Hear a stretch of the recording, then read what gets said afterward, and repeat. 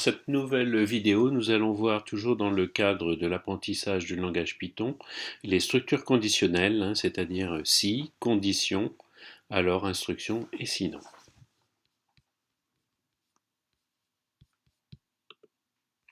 Alors j'ai préparé une session, bien sûr on a ouvert une nouvelle session Ripple en se connectant sur le compte déjà créé. Donc on va créer en fait un petit programme qui calcule le montant de la remise que je vais noter R, qui sera elle de 8% si le montant des achats noté M est supérieur à 1000 euros et sinon le montant de la remise sera de 5%. On va donc définir une fonction qu'on va appeler remise, dont le paramètre sera petit m. Je rappelle qu'en bout de ligne de définition de fonction, on doit mettre les deux points, ce qui nous permet d'avoir automatiquement l'indentation. Je répète, c'est le décalage vers la droite de la ligne suivante. Et puis on va commencer la condition, donc en anglais if, qui équivaut à si en français. Donc m est supérieur à 1000. Et tout comme la ligne de définition, je dois terminer cette ligne-là par les deux points.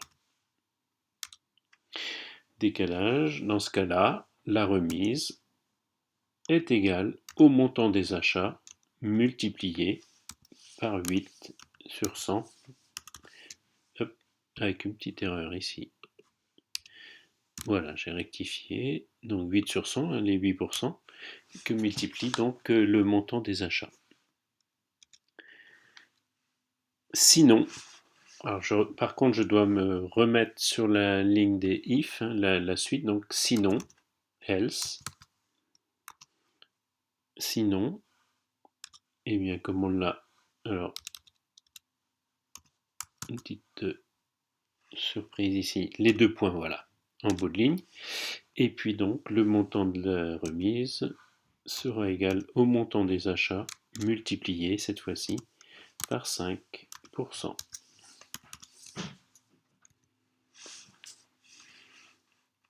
Je valide, je me recale sur la ligne if et else, c'est-à-dire le décalage par rapport à la ligne de définition.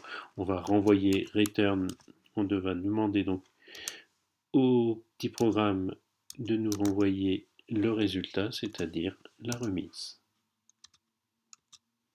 On va donc pouvoir tester notre programme en appuyant sur le bouton Run.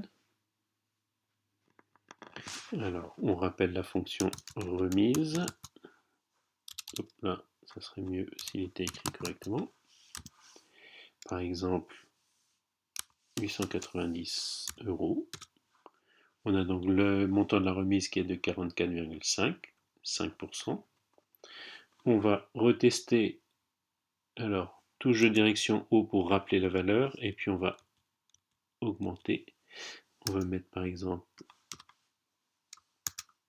1890 euros. Le montant de la remise, 151.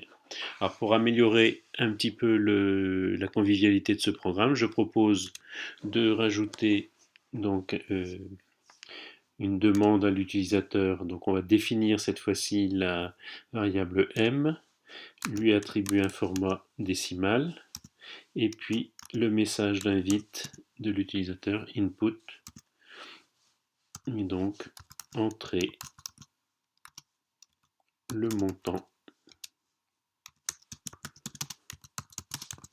des achats. Ensuite, on va rentrer une demande d'affichage, print R, print avec un message, la remise est de, et on va mettre le séparateur, et R, on va tester ça comme ça.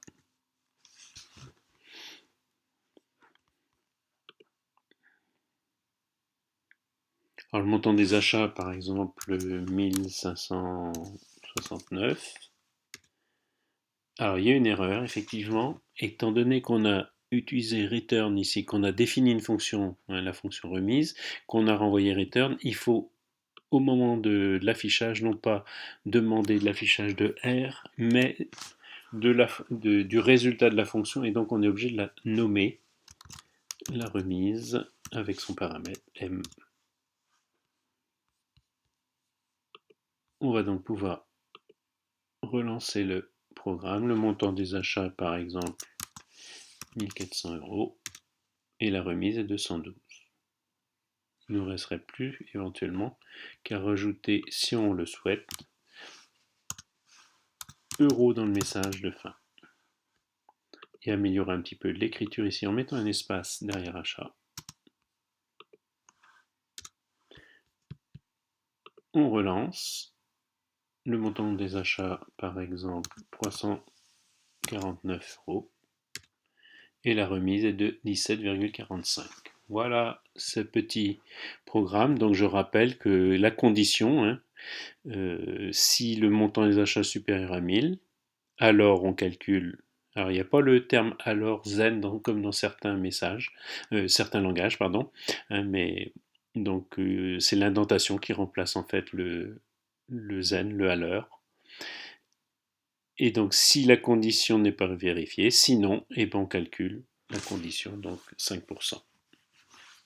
Voilà la structure de, oui, de ce petit programme en structure conditionnelle.